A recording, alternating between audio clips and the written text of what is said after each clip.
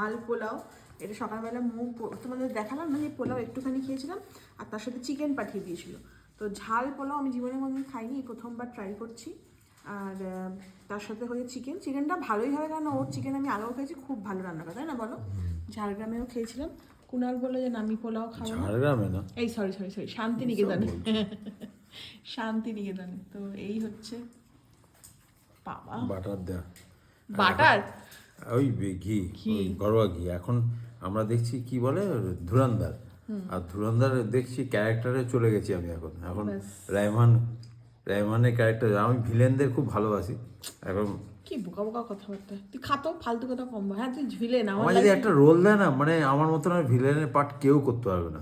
আমার ফাটিয়ে লাইফে তো দেবো, তুই ফাটিয়ে ভিলেন, দেবো। তুই ওই যে সেই কি একটা ভালোই করিস। সিরিজ হয়েছিল রঞ্জিত, ওই রঞ্জিতের পার্টটা এখন আমার মাথায় আছে। ওইরকম একটা পার্ট পেলে।